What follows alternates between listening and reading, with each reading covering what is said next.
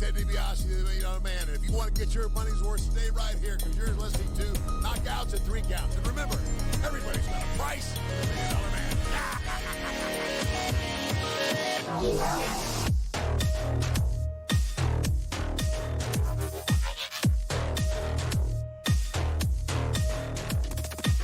This is Don West here, and I'm telling you, Knockouts and 3 Counts is the podcast, baby!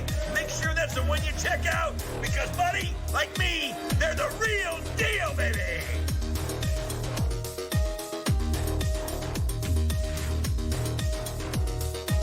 This is Jake the Snake Roberts, just letting you know, you need to listen to Knockouts and 3 Counts, or you'll see that damn snake again.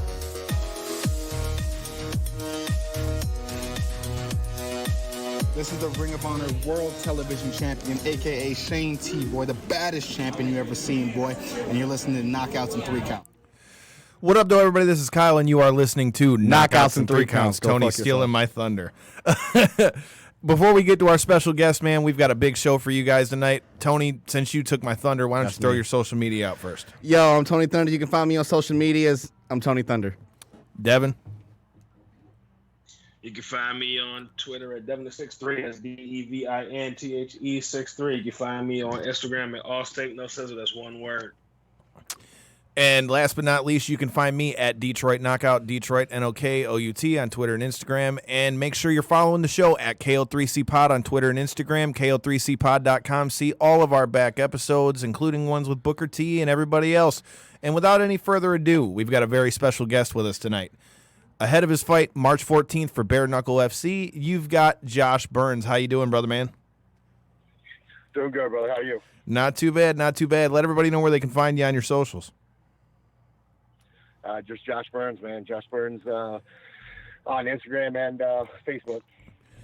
So, I know you've been doing the bare knuckle thing for a while. I know you were doing bare knuckle boxing before you moved over here to Bare Knuckle FC and stuff. So, first of all, tell me about what your thoughts are now that you've done a ton of bare knuckle fights at this point. What are your thoughts on that as opposed to your time in MMA? Because I know you had a good run in Bellator and all that as well. Well, you know, like you said, I mean, I've been running it for the last 4 years, doing the bare knuckle fights.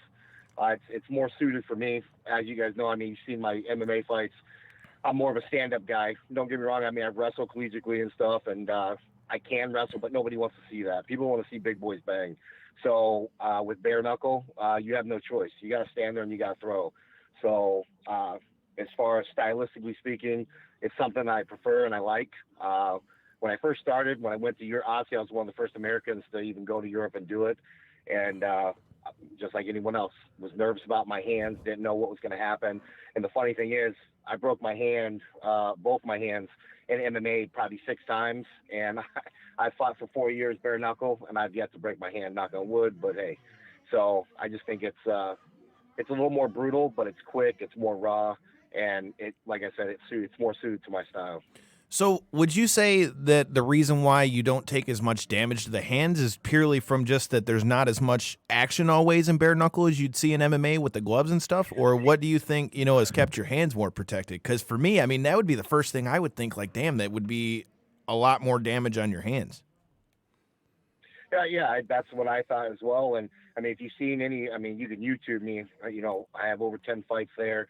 You can see my bare knuckle fights. I fight just as fast and just as furious as I did MMA, but I think the fact that having gloves, any type of gloves, from the 4-ounce MMA gloves to boxing gloves, you tend to hurt your hand because you can, technically you have to punch more because it softens the blow for the opponents and you're not as effective. Now, bare knuckle is bone on bone.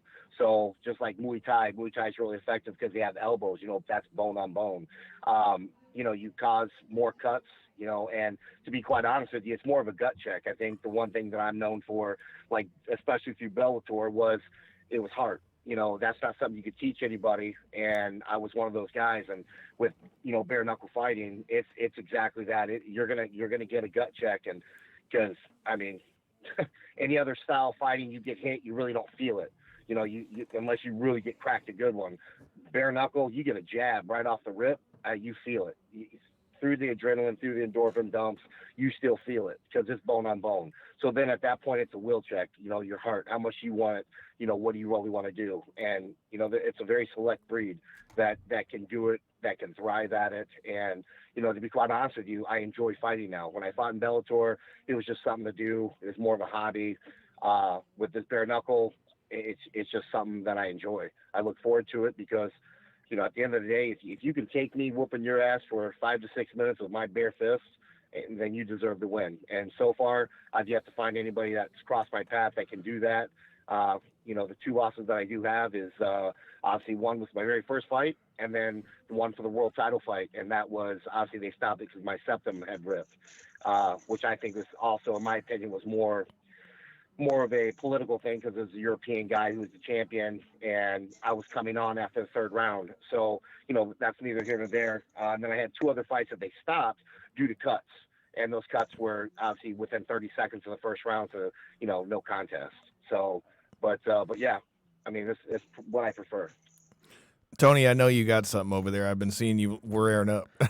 Well, with the transition of going from MMA to more of a bare knuckle, is there anything that changed as far as your regimen of working out or conditioning or anything like that?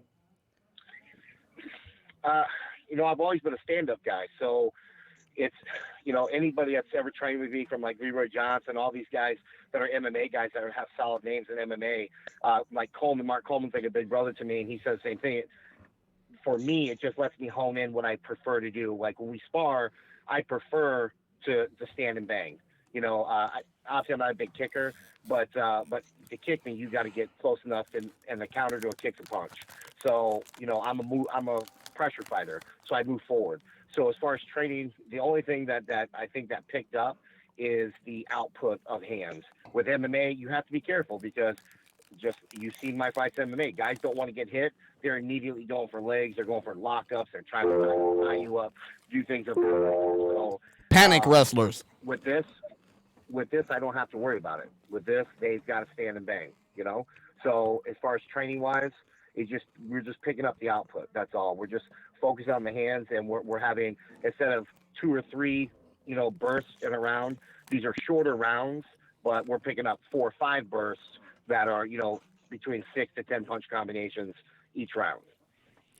So with your move from bare knuckle boxing now to your first fight for Bare Knuckle FC, what are your thoughts going into it, and what are you looking forward to most, other than obviously being able to be back stateside, or did you like fighting overseas more?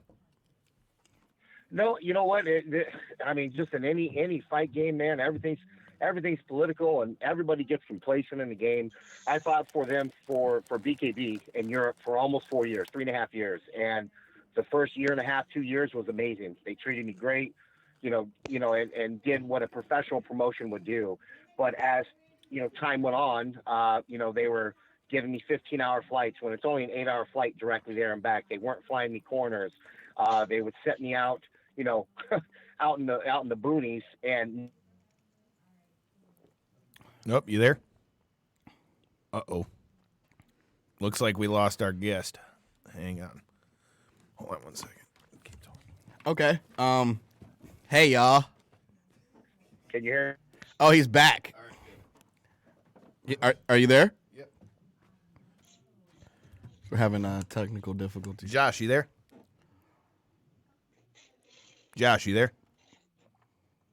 I'm here. Can you hear me? Devin, are you there? Yeah, hold on. Go check and see if he's on there. Yeah, can you hear me? Hello, Devin. You got the podcast Can you juice? hear me? Devin? Can you hear me? Yes, I can hear you, Devin. Can you hear me? Yeah, I can hear you. All right.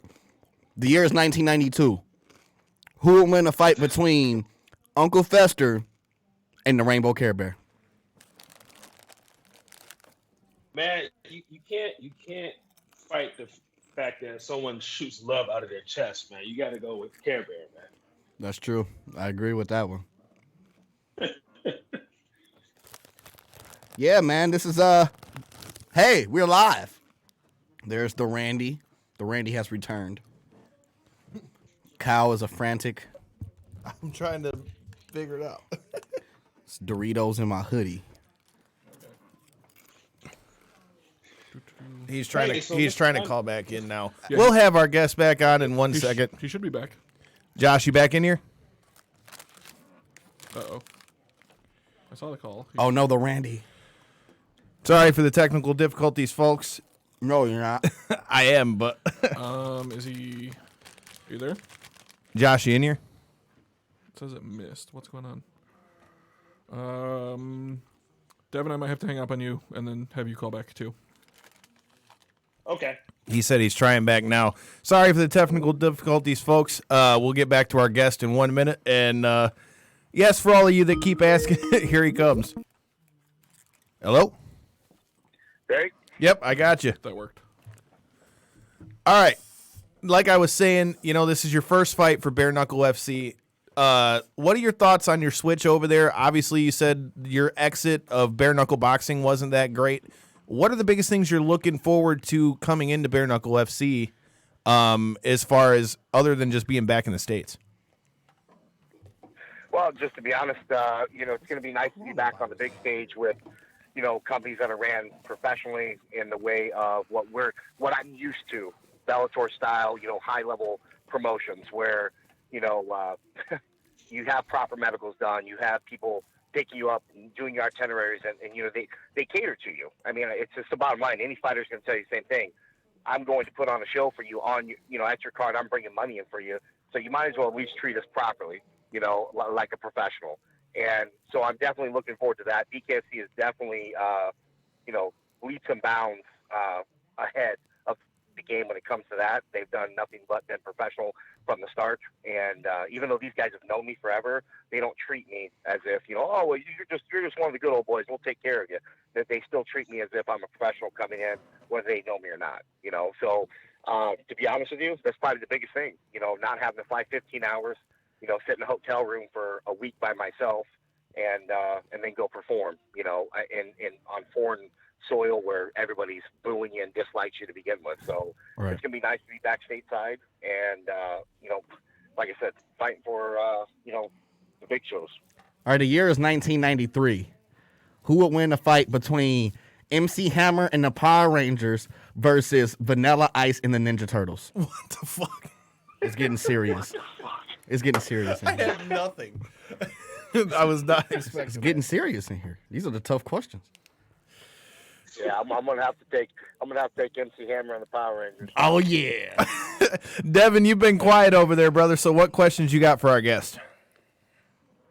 Wait, you're gonna make me go after that question? Hell yeah, I am. Put you on the spot. Well, whenever you go to Josh Burns 78 on Instagram, I'm flipping through the pictures, and one thing that I noticed that we both have in common is that we can both pack away some food, man. So how many calories do you take in when you're in training mode, man? And what's your favorite cut of steak? Well, first of all, I'm plant-based, so I don't eat any animal byproducts, no meat, no dairy, none of that stuff. And as far as my caloric intake, I'm sitting at about between 3,500 to 4,200 calories a day. And it's as far as my favorite is my girl Callie. She makes me a seitan. It's a meat substitute called seitan, and she puts on a bed of hummus or a bed of rice, and that's probably my favorite meal. What prompted the change over to plant-based? To be quite honest with you, obviously I'm 40, so I want to extend my career as long as possible, and everything that I've done, with my education and exercise physiology, and all my buddies, which most of my friends are doctors, and they all said the same thing. They're like, they might not agree with it or they don't understand it, but they're like, the numbers are undeniable. So, so I just kind of almost as a guinea pig decided, because I basically started losing a little bit of interest when I was in BKB. My last few fights at BKB, I had no drive. I didn't really have, it wasn't a good situation. My best friend Leroy Johnson broke his neck when he was fighting at Atlantic City, so that messed my head up. And I was like, you know what, I need to make sure that my body is on point and as optimal performance as possible. And so we decided to take this journey, which is just plant-based. I'm not a vegan. It is vegan-based, but veganism is an ideology. I don't have that ideology. I grew up on a farm. So if you want a steak, I'll kill you a cow tomorrow and cut you a big fat steak. For me, this is pure performance. It has nothing to do with any kind of ideology behind it. It strictly is health driven. And I believe, like my VO2 max has gone up by 5 points since I've done it. My cholesterol sitting at a 40. I mean, just overall, I'm a lot healthier. My cardiovascular, which everyone knows, has been my nemesis my entire career, and my cardio's on point, and I just feel better overall. So that's the real focus behind it. And I was kind of a guinea pig. We just did an experiment. My trainers, my nutritionist, everyone's like, all right, if this is what you want to do, let's do this, do it, 100%. And like I said, my girl, she pretty much, without her, I probably wouldn't be doing it. But she meal preps for me, and I don't even have to think about it. And, she keeps count of all my calories, my intake, my expenditures, and it, so far, I mean, I guess March 14th is going to be the real true test, because that'll be the first time that we're going to see me, perform live on it. But as far as training, sparring, everything like that, I feel great. Well, before we let you get out of here, give us a little bit on your thoughts on your fight for March 14th. What are your thoughts on your opponent, and what do you see going into this fight? Sam Shoemaker's, he's marketed as a tough guy. His very first fight, he fought, a guy I consider a brother, which is Eric Prendel. And, if you watch the fight, Eric, being Eric, pretty much thought the guy was going to take a shot on him, and Eric dipped his hands down. This guy threw a big bolo overhand right, caught Eric, and dropped him. That was his claim to fame right off the rip. Ever since then, he hasn't knocked anybody out. He's done all split decision victories. My boy Maurice Jackson, he dropped him a few times when they fought, and somehow Maurice didn't get the nod. My boy Kenzie Morrison, Tommy Morrison's son, just knocked his ass out 5 months ago in a gloved boxing match. Wow. So my opinion is this: the guy doesn't like pressure. He's not a great boxer. He comes in, tries to be a bully, but he's never fought a real bully. Most guys have tried to be technical and stand outside, like you said.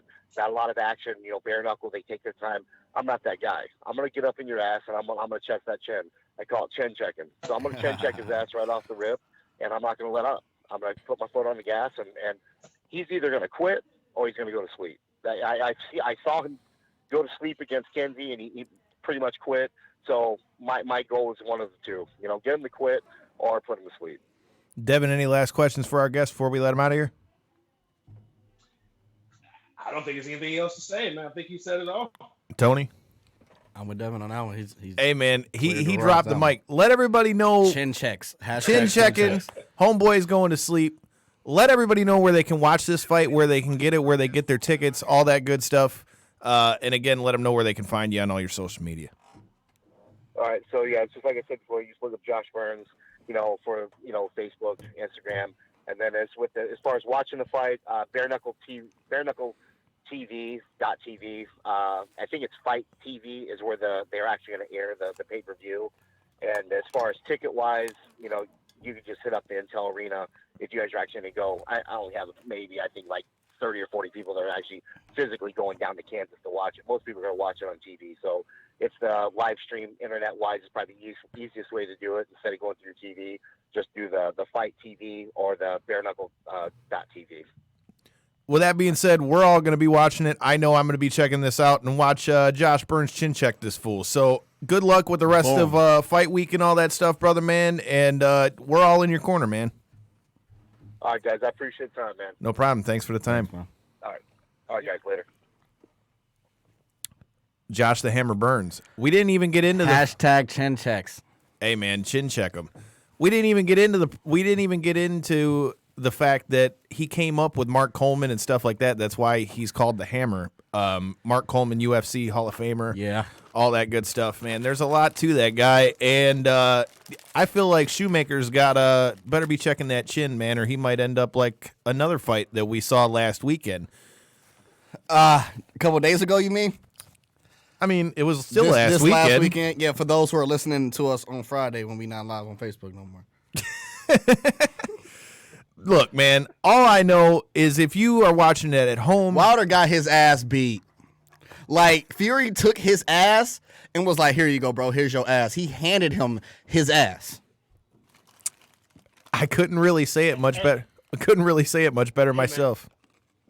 Hey, man, all I'm going to say is this. Boxing is the sport of kings. Two guys in there, applying their craft, man, it's all good. But if you lick me, man, we got a problem. I'm going to see your mama. Tony said he's gonna. Tony You said, lick me on my neck like that, I'm going to see your mama. You can't lick me in the middle. No. He embarrassed the fuck out of that boy all fight. Like, that was an embarrassing fight. Look, Tony said to tell you he's going to your mama's house. But if you need a house, Matt Stransky. That's the word of the day. House is the word of the day. Always. And we will show up at your mama's house. But if you need a house, go to Stransky & Company. Stransky & Company is the top producing real estate company that specializes in individualized strategy and over-the-top service. You can find them at Stransky & Company, Twitter and Instagram. Hit them up at admin@stranskyandcompany.com and their email, and hit Matt Stransky up directly. Like I said, man, if you watch any of our social medias, you know that these guys are putting out fire homes. And I know they were just out. Hey, man, Stransky & Company is the way to go. So like I said, if you need a house, head over to Stransky's house, and he'll hook you up. Anyways. Head over to Stransky's house? I don't know about, maybe not head over to his house, but, just shoot him a line. Wait, did we become like Pee Wee's Playhouse at any time you transition, we just started screaming? Well, considering that Tony was, like, talking over me, I had to make it known who was the one doing the read here. But for me, man, so watching the Wilder fight, okay, my thing with the Fury fight is, first of all, shout out to Detroit's own Kronk Gym, bro. They were out there. You had Sugar Hill in his corner and all the boys from Kronk, and it really paid dividends because the one thing that really stuck out to me in this fight, a lot of people are talking about the back of the head shot, which I definitely think had a lot to do with it. He been wobbly. He was wobbly all after. Like after that knockdown when he got hit in the back of the head, it was just like game over since then. That was like second round. It was right. over. Well, from the second round, Wilder clearly had no legs left, and I have to say, a lot of people were critical. Devin, I don't know how much you watched it going into the first fight, how much people were talking, why would he switch his camp up right before his fight? But, Kronk has truly played dividends for him because if you watch just from the boxing skill alone. Kronk has trained over how many champions? A ton. Like, it's too many to remember. Man, come on. And if you look at it, every champion that's come out of Kronk, even to Vladimir Klitschko, if you watch Vladimir Klitschko before he went to Kronk, he was essentially doing something very similar to what Wilder was doing, and just knocking people out by timing them. But when he learned how to box, man, it was a whole nother thing. So to me, man, I think that was the story of the fight. Now that we had a few days away from the fight, it's been announced now that Deontay Wilder has invoked his rematch clause. So that fight's going to get ran back. Anthony Joshua is going to have to sit on his ass and wait. Wilder should have had Fury and Joshua go at it before he stepped back in, but that's just my opinion. Well, he had 30 days to use his money in the bank rematch clause. He's cashing in. Where's the ref? Cashing it in. So in the rematch, though. Quick, one thing, okay, go ahead. One thing that I was listening to a couple podcasts. Shout out to Corner Podcast, Andreas and Kel. One thing Andreas pointed out before the fight, and probably should have paid more attention to for my side, because I picked Wilder to win the fights. Fury came in about 20 pounds heavier than he did in the last fight. Yeah, and basically, his strategy, and it worked to a T, his strategy was to basically put his belly on Wilder for the whole fight, make him carry his weight so he can wear him out. So he was leaning on him and pressuring him, and that extra weight and having to carry that throughout the fight definitely wore Wilder out because he's used to getting guys out of there quickly.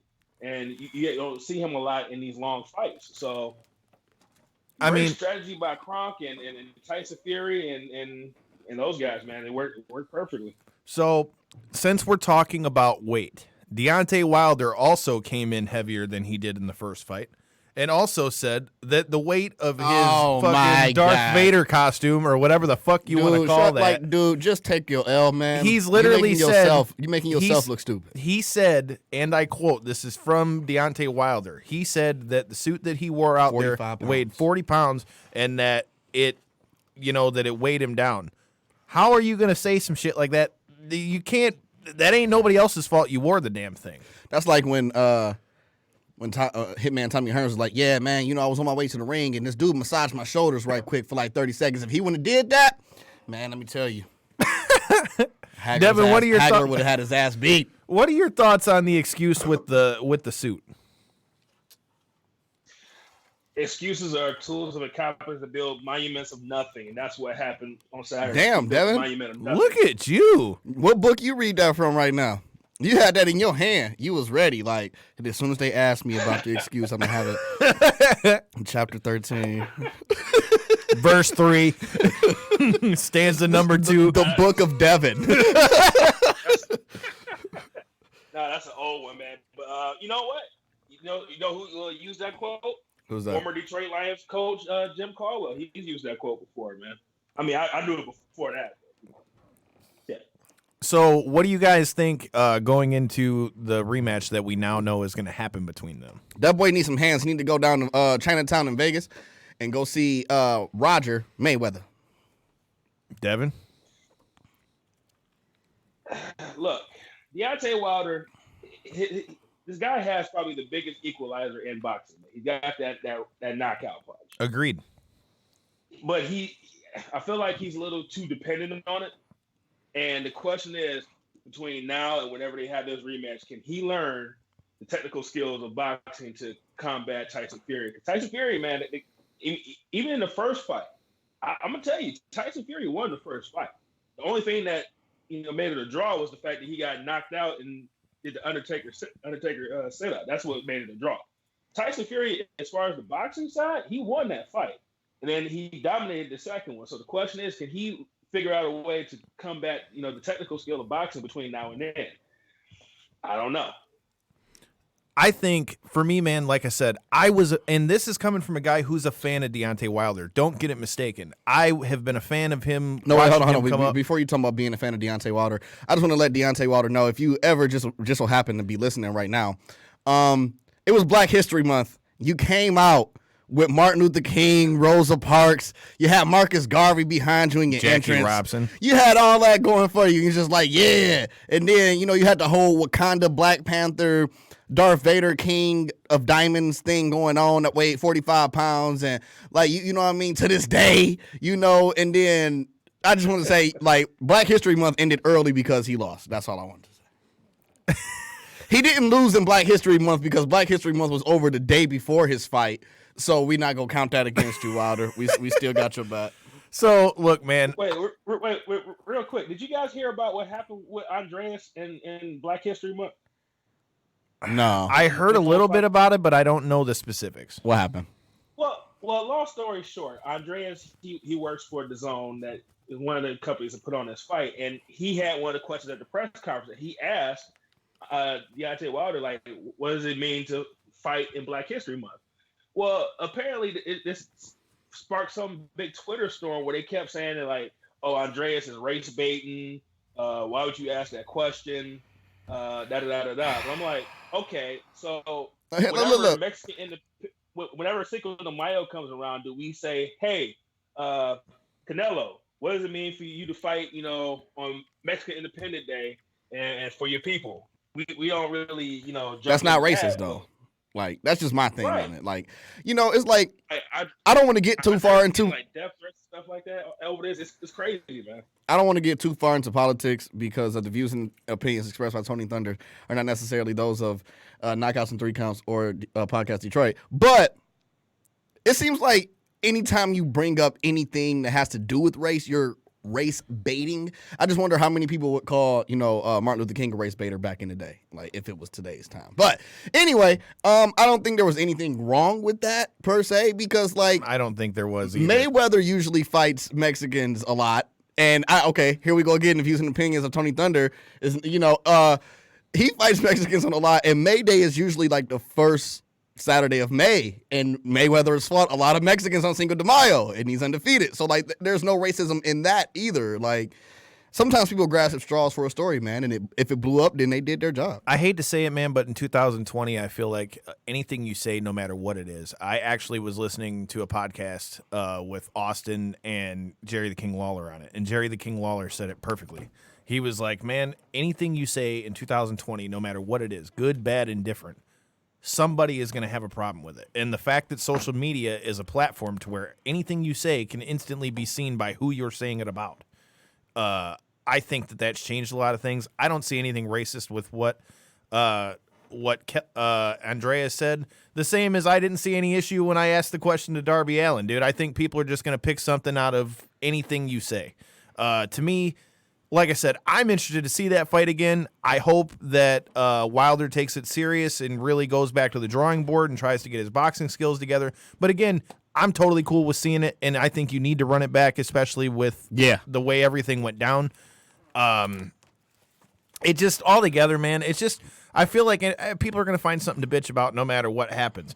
But something that we here at Knockouts and 3 Counts have nothing to bitch about, and Devin, you were there, you son of a bitch. This weekend, Friday, our homie, Miles the Fury Jury, did his thing. Bellator 239, got him a big win against Chad Gertz. First of all, tell me about your trip down to Oklahoma for the fight, and what I just want to say one thing since it is Black History Month. Shout out to Do Rags.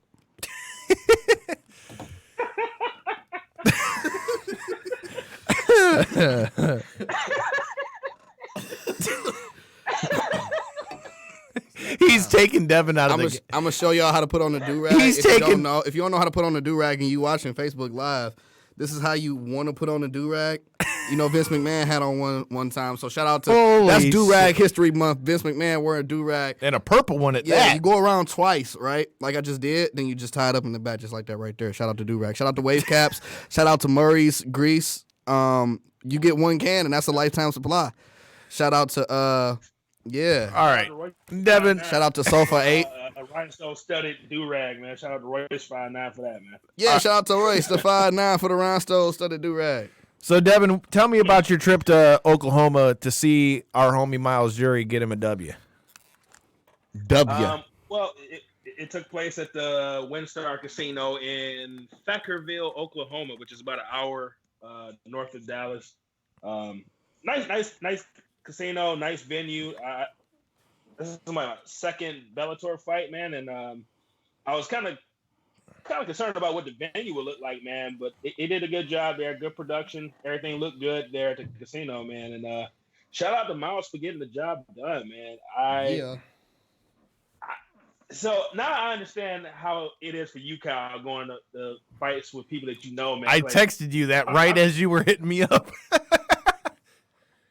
Dude, like the rest of the card, man, I was watching it, I was enjoying it, but as soon as the Miles fight started, man, I turned into a maniac, man. Like, people started looking at me and stuff. I was like, forget you guys, man. That's my boy. Randy talking shit. If you're paying attention to the comments, it's going down in the comments. Speaking of which, in the comments, I posted that like 12 minutes ago. Okay, I'm just now seeing it though. Speaking of which, it's going down in the comments. Shout out Paige, I see you in there. I seen you comment in there. I don't see all these comments. Yeah, Paige. Well, it didn't show because the thing cut out. But yeah. So you were Peppa Kyle's watching. Yeah, Kyle's watching us. Come back to the studio, you asshole. Yeah, Cole from Martin. That's what he looked like. Wow, I didn't say all that, but. He looked like if Cole from Martin played an Oompa Loompa in a black parody of Willy Wonka and the Chocolate Factory. Wow, I didn't say that. That was totally Tony. But Devin, he gonna make a comment. If not, he probably already X'd out. Yeah, he's fucking Tony. He's gonna say something. But Devin, what were your thoughts on the fights itself? I want to know from somebody who was there. What was the vibe like, and what were your overall thoughts on the fight as a whole and Miles' performance? Yes. So we've had these conversations before, on air and off air, about MMA fans, and yeah, man, I was starting to get annoyed at certain points during the day because everybody's trying to, ref, stand him up, ref. Like, dude, the guy is working, man. He's actually, they're not laying on top of each other. They're actually working with. Now, do you understand why I get pissed off? And look, people are just like yelling. If I hear someone say "kick his ass, Seabass" at an MMA fight again, man, I'm gonna fucking scream. Well, you know what the new one is? I'm tired of hearing that shit. It's the new one is not "kick his ass, Seabass" anymore. The new one is "twist his dick." Where? What? Oh, I saw the video. Twist his dick. Give him the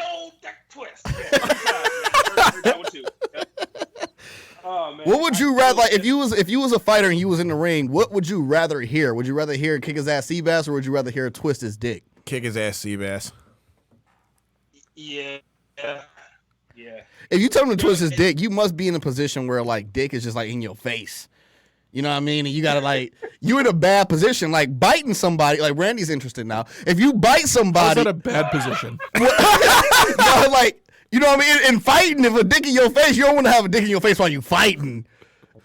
I mean, Tony's got a point. I know. Randy's blushing of thinking about fighting and having a dick in his face while he fighting. And for those of you who are watching live, feel free to answer on the poll made by Randy. Tony Thunder, thumbs up or thumbs down? Tony Thunder is back. This is my record of being here 3 weeks in a row. Holy shit! Circle it in red. 2 weeks definitely wasn't the record. 3 weeks definitely is the record. So, Devin, now let's get back to the topic. So, you watched the fight. I mean, how did you? So, Brandon Gertz came out very strong. You know, obviously in the first round and into the second round. Did you? For me, watching at home, I'm just like, man, I need Miles to get busy. Which that was one of the biggest things that I liked about this fight, was that Miles didn't sit back like he has in a lot of his fights. He was in his face the whole time, and even when the Gertz got the one takedown, he made it. Miles neutralized him to where he wasn't able to do anything or any damage from the top, and Miles cut his nose with an elbow. Yeah, he showed a lot of heart in that fight. Yeah, I mean, so what were the biggest things you saw as a difference? You know, now this is the first fight you've ever seen Miles fight live, right? Yeah, this is the first one. What was your takeaway from it, I guess is what he's asking. Pretty much. In 50 questions or less. Well, first round, I thought Miles lost the first, but I thought Miles definitely won the last two. Honestly, I was very nervous. I thought this was going to end up being a split decision. It was a close decision. It went 29-28 for Miles, but I think what the equalizer was the takedown he got in the third round. I thought that was what won him the fight. But Miles was definitely pressuring. He was basically throwing those kicks out there, and the knees were so effective. Yeah, the kicks in the knees, man. He was landing pretty much anytime he threw it, man. Every time Gertz came in, he was catching him with the knee to the body. Right. And I think that, I don't know if that's what the plan was. If that was the plan, good job. If that was just Miles improving along the way, good job as well, man. I think that was those knees to the body was the equalizer. That's what got him the fight. And then the takedown in the third round was what solidified it, in my opinion. So my other question for you is this. So there's been a lot of talk on all of the MMA forums about Miles' post-fight interview. I, for one, was not expecting what he said afterwards. What were your thoughts? Look, sometimes, you got to shake things up. When you've been doing one thing, and you're not necessarily getting the results that you're looking for, you got to change it up, man. MMA, I know Tony's gonna love this. Oh yeah, everything is pro wrestling, man. It sure is. You have to be able to in MMA. You have to be able to market yourself. You gotta be able to talk on the mic. Yeah, exactly. You gotta get yourself over, man. I look at it like this: like if you like, even you look at some of the fighters that people know is like, okay, he's a great fighter, but he's not one of the greatest ever. But you remember him because of the shit he talked, was Charles Sonnen. Good point. Like I remember him and Bones Jones fight was like a first round slaughter, like massacre. Like the only thing I remember from that fight is Bones breaking his toe and beating the shit out of Charles Sonnen. But like the whole build up and hype for that fight was like, yo, Charles, oh man, he got Bones Jones. Like Bones Jones don't even talk like that. Like, and then Bones beat the shit out of him. So man, we've talked to Miles about this on the show before, man, about talking to fights beforehand, and he said it then. It's like that's not really his style. But if I think he wants more. He wants the contract. He wants the big fight. Put it out there, man. Look, put your nuts up. You and I talked about it right after it happened. So it shocked me because, like you said, it isn't normally like how Miles is. on a fight basis. But for me, it was good to see him actually talk up, because I think if he would have kind of like called his shots a little more in the UFC, especially when he was on the run where he's fighting Cowboy, he's fighting Gomi, he's fighting Diego Sanchez, he's fighting like names that everyone knows, and he was in the top 10. I think if he would have hyped a little bit more of his fights, it would have helped him as far as Notoriety. Notoriety and making people want to see you fight. I think that's one of the biggest things that Conor McGregor does so well, is that even if he doesn't win every fight, people either want to see him get his ass whooped or they want to see somebody whoop his ass. And that's making people tune in to watch the fight, which is making UFC, or in this case Bellator, make them want to keep putting you on fights and putting you in big money spots, because they know people are going to tune in to watch you fight. So for me, especially, as Miles being like a brother to me, man, I'm just glad to see him finally taking the bull by the horns and trying to get himself, a little bit more notoriety with it. So shout out to him on that win. I don't know who they give him next. Devin, I don't know if you've got any names in mind. One name that was thrown out to me that makes a lot of sense, at least in the Bellator picture, is I was talking to other past guests of the show, and ironically both Miles and mine's first trainer, Don Richard, about Syed Awad, which actually he fought Jason Fisher in Bellator as well. I think that's a fight I could see. I could also see them giving him another guy who's ranked, being that his first fight for Bellator was Ben Henderson. So I don't really know which way they're going to go for sure, but I mean, that sounds like a doable fight. Do you got any names in mind, Devin? Not really, man. I'm gonna be honest with you, and I think this is one of the reasons why I think Miles doing this is a good thing. When you think MMA, for the most part, if you're a casual fan, you think UFC. Bellator has put on some good fights, but as far as the mid card or other people, outside of those top guys, there's not a lot of people that are known like that in Bellator. So Miles, I think, going out there and saying what he said, kind of puts him on the radar, man. I think more people in Bellator need to do that. I'll be honest with you, man. Like I can't tell you everybody that's in that it's a bell. division. Why are you ringing the bell like that? I was ringing the bell because I said the same thing when Don and I were talking. What's this new bell ringing shit? We just ringing the bell like that? I mean, it just Where's Tony's mad because Tony don't got a bell in front of him where too. the fuck? He rung that shit like the match was over in the middle Hell of you yeah. talking. He was just like he got disqualified or some shit. Like You're that's some new disqualified, shit. you son of a bitch. That's some new shit. I wasn't. He wasn't privy to that it. fucked me up. But yeah, man. Like I was talking about that with Don too, man. Like I think they have a good main event, but their undercard is where they need work. Because even if you watch the main event fight with that, where you got Ed Ruth, who's a 3-time national champion, I had no clue who the fuck that guy was that he fought. He's 22-0, and I'm like, I got no clue who the fuck this guy is. I'm gonna be honest with you. I knew Miles and I knew Timothy Johnson, who murdered a man. Holy shit!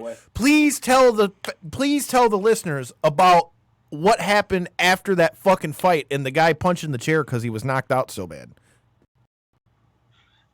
Well, I didn't see that part. Wait, what happened? You said that dude the guy that got knocked out, the heavyweight fight.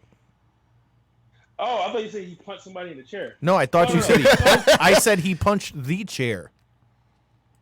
Oh, you're right. You're right. Okay, so I know what I'm talking about. First of all, the guy got knocked out in front of me, and I saw something flying over the cage. I'm like, did his mouthpiece come out, or was that a tooth? Literally said it out loud. Turned out it was a big glob of spit. It was a slobber knocker, literally. So this dude was literally on the ground for like a good 3 minutes. Like I got concerned for a while. Like I think this dude might actually be dead. He was okay. But when he came to, he was walking. Basically, when you were walking out of the cage, they came right past me in the row that I was sitting in, and this guy punched the chair and almost knocked the whole row over. But I'm like, dude, you probably should have did that in the fight instead of punching the chair. Like Bruce Lee says, chair don't fight back. That shit had me dying when you told me that. So let's talk about something that's about to go down this weekend with the last few minutes that we got. So we've got AEW Revolution this weekend. Yeah. I, for one, have to say I've liked the build to this show. I really think they did a good job with the Cody and MJF thing. In line. As well as I liked the Jericho-Moxley thing. For me, those are the two matches that I'm looking forward to most. I loved the thing with the belt. It felt very old school and something very Dusty-like to me. So, like I said, I'm very, very much invested into that one. And we're going to get Chase Burnett's opinion on Randy's poll here in a second. So, with that being said, Devin, what are your thoughts? What does Chase Burnett know about Randy's poll? Because it pops up as soon as somebody's watching it. Randy, what was that? There's currently a poll in the live feed saying Tony Thunder, thumbs up or thumbs down. We'll have to see which one Chase Burnett picked. But with that being said, Devin, what are your thoughts on AEW Revolution? You know what match I'm looking forward to the most that I don't know if everybody else is paying attention to? Darby Allin versus Sammy Guevara, man. That could be very interesting. I really think this is probably going to be the best match on the whole card. Yeah, or the most underrated match on the whole card, man. Darby Allin, man, look, I haven't been watching WWE, right? And we know this. AEW. Well, those who don't know, Devin is on the WWE fast. Yeah, I feel great, man. And we just found out that Randy has fans. Yes. Randy has some fans. Hashtag Randy for the Randy. I like it. Yeah, you guys. I'm Randy for Randy. Randy's poll, man. I'm like, what the hell is going on? Randy's poll apparently is the topic of conversation right now. Randy's poll in AEW. Tony, what are your thoughts on it? Man, I'm liking a lot of what they're doing with AEW. I missed maybe last week and the week before, so I'm a couple weeks behind. But the whole Hangman and Omega thing is pretty dope. I like it. That hasn't been mentioned yet. I really like that. I saw something where they're having a tag team match against the Young Bucks, something for the titles. Yep, it's them two. It's those two for the title because the Young Bucks won the big tag team battle royal last week. Yeah, that's gonna be dope. I like how they building up to that. Maybe, who knows? Maybe who knows what happens with that? I mean, with AEW, could this be the end of the Elite? That's where I was gonna kind of sprinkle a little bit of mystery on, man. We also got Superstar Showdown if anybody cares about that. Nope. It's Devin's favorite show of the year. Can I just say that I don't think anything's gonna really happen or change that's gonna make like any big difference of what's going on, except maybe Miz and Morrison winning the tag titles from the New Day. I don't really see anything else. Look, if Goldberg mattering, if Goldberg beats the Fiend, oh my God. See, no. Here's my thing, right? With the Fiend, like his whole hurt and heal thing. It's like when he goes against somebody, they like somehow travel back in time. There's like this whole theory and conspiracy story behind it is where he is now the Lake of Rejuvenation or whatever they call it. So like if you look at when after he beat the Miz went back to Morrison, the dirt sheet whole thing. He beat Seth went back to like the Authority kind of thing, and he beat Daniel Bryan cut his hair and started looking like Dragon again, and it's just like that whole idea. If he beats Goldberg, are we gonna see Goldberg come back and maybe go for another streak? At 50? Yeah. Maybe he'll go for a 50-0. Fuck my life. Because like think about if all right, let's say if he wrestles at least once a week, 2 weeks after WrestleMania, that he could go 50-0. Good Lord. To a pay-per-view with maybe somehow. I mean, that's all I'm saying is like every time the Fiend goes against somebody, when he beats them, they kind of go back to them older selves. We've seen it with everybody he's won against. So if he does beat Goldberg, I don't see why Goldberg would win. But if he beats Goldberg, we could see Goldberg maybe come back and maybe start a new streak. If only they would have done that with Matt Hardy, but that's neither here nor there. Yeah. But for me, man, like I said, it's cool to see all this different stuff happening. As a wrestling fan, there's a lot of stuff to watch. I mean, you've got Thursday, you've got Super Showdown, and then Saturday you've got AEW Revolution. I think, for me, that this show is going to be very it's going to tell you a lot of things about AEW, and here's why. Because now you've had, they're like, 12 or 14 weeks into their TV? Something like that? Something like that. So now it's like 20. Damn. Really? Wow. Yeah, Fuck. October till now it's been like on my DVR. I think it's like 2021 something like that. Fuck, man. Okay, so we're like 20 weeks in. Either way, I mean, now you've got some legitimate build to your stories. You've got some legitimate, beefs. You've got some legitimate things. One of the things that I'm interested to see what happens, do you think we see the fallen angel end up being the leader of the Dark Order? I think if they do that, that's too obvious. Like, they've been building towards that. I agree. It's just too obvious. If he is it, I think it's going to let a lot of fans down. Any thoughts on who it could be if it's not him? It could be somebody who's being introduced. Any just random ideas of who you think it'd be? I would like for it to be Marty. Marty Scurll? Yeah. But didn't he sign with Ring of Honor? He has some kind of well, he's still doing NWA. Yeah, but they're partnered with NWA though. Yeah, but they're also partnered with New Japan, and who's also partnered with AEW. So like, it could happen. It could happen, especially with him being the writer of allegedly the writer now and all of that. I'm just, I would like it to be somebody that they introduce, maybe like a good surprise, maybe a return of like a legend that still kind of got it, but like a RVD or X-Pac or Monty Brown or something like that. Somebody that's like something different. Or a Matt Hardy. I would love, dude. That could be one too. I was such a fan of everything Matt Hardy did with the broken character, and I thought there was so much that WWE could have done with that, especially coming off of WrestleMania 34 when they did the whole thing with him and Bray and the whole broken universe and all that stuff. I thought there was so much that could be done. Matt Hardy would be a good pick if that's where they went, but with him still being under contract, I don't see it. Chase Burnett said he hopes that is sick Nick Mondo. That would be crazy too. I mean, that would be very interesting because Nick Mondo has history with Moxley and a lot of people on that roster, so that would be very interesting. And speaking of Moxley, I really like the Moxley-Jericho match as well.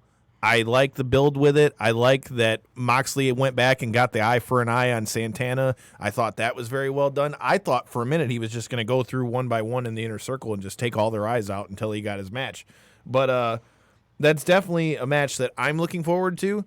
I think that it's got the potential to do real good because they both, to me, have a great mindset for that stuff. What are your thoughts on the match with Mox and Jericho, Tony? I like the whole like you said, the eye for an eye thing. But as the Guru Pika once said, an eye for an eye leaves everyone blind. The whole joining, the teasing of the joining, and at first to me it seemed like it was kind of forced. It started off like, oh come on, man, like, where did Moxley come from? It was like, okay, now he's going against Jericho. What are they gonna do with it?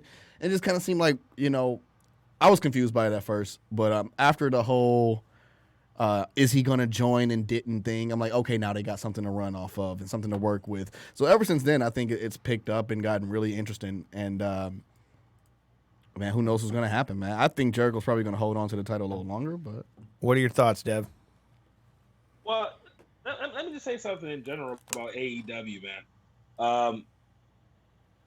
I thought, like, the first half of their run from like October till December, I think they were still trying to figure out, all right, how do we do this wrestling on TV thing? But I think since the new year, man, especially around the Jericho Cruise time, from then until now, man, I ain't fucking with this coronavirus. Devin, you're not watching. He's got us both wearing masks right now, but wow, because I sneezed. He's sneezing in the studio. And I don't like it. Man, but I think AEW's been putting on some great television, man. And I think that's I think they've gotten to the point where they realize that, hey, we need to tell these stories on TV and not necessarily on the Being Elite show, man. And I think each match that you're seeing on this card, man, they all have great storylines. Moxley and Jericho, MJF and Cody, great story. Hangman Page and Omega and the Bucks, great story there. Darby Allin and Guevara, great story. So they figured out. I think they figured out the formula of we can go out there and just have great wrestling matches. We got to do that. every week. But you also got to tell a story too, and I think they're doing a great job of doing that just in general. So I'm really looking forward to this pay-per-view, probably more than I was looking forward to. Full Gear. What was the last pay-per-view? Full Gear. Yeah. I was there. Oh God. And just so you know, before I let you finish, Devin, John. He gonna let you finish? John Flickengar. Excuse me if I said your name wrong. We've now found the cure to the coronavirus. Just drink Modelo. There's a racist joke in there somewhere. I'm drinking one right now. Shit. Oh, podcast juice. Chase Burnett says he wants Tony to get Corona just for the Facebook post, but I agree with you, Dev. There's totally been a lot of good stories to it, and Chase Burnett's wishing on Tony's downfall. But no, he didn't say the coronavirus. He said he wants me to get Corona. And a lime. And a lime. And shake it all up. And if you need a house, Stransky and Company. You are damn right, sir. Yes. The Randy is in effect. Hello. There he is. In all of his Randiness. Mr. Randy Watson. Well, we're getting down to our last few minutes here. No, we ain't. Yes, we are. But Right. Yeah, you are. we're getting down to our last few minutes here. Obviously, as we said, you've got AEW Revolution this weekend. Going to be a great show. March 14th, our guest Josh Burns is going to be chin-checking fools for Bare Knuckle FC. Make sure you're watching it on Fight TV or wherever the hell you watch it. You know we will be. And the week after, March 20th. March 20th. What's March 20th? That boy Manib outside me. That's right. Murder Manib. Murder Manib is going to chin-check some fool, and you sorry son of a bitch, you're probably going to be sleeping. Oh, man. His hands are like, everybody wants kung fu fighting. But that would mean they're kind of slow, though. And his aren't slow. He's just fast like lightning. That's true. You wasn't ready for the rest of the song. Man, you know it's a little bit frightening, man. Absolutely. Because everybody wanted kung fu fighting. Well, if everybody wants to find Tony Thunder, where can they find him? Yo, I'm on social medias. You can find. Well, I shut my Facebook down. I'm gonna open my Facebook right now just for y'all. You can find me on the social medias at Tony Thunder. All of them? All the social medias at Tony Thunder. Sometimes it's an underscore. If you search Tony Thunder, you go find me. Unless you find Tony, the drummer, Dan Smith, whatever his name is, and yeah. What?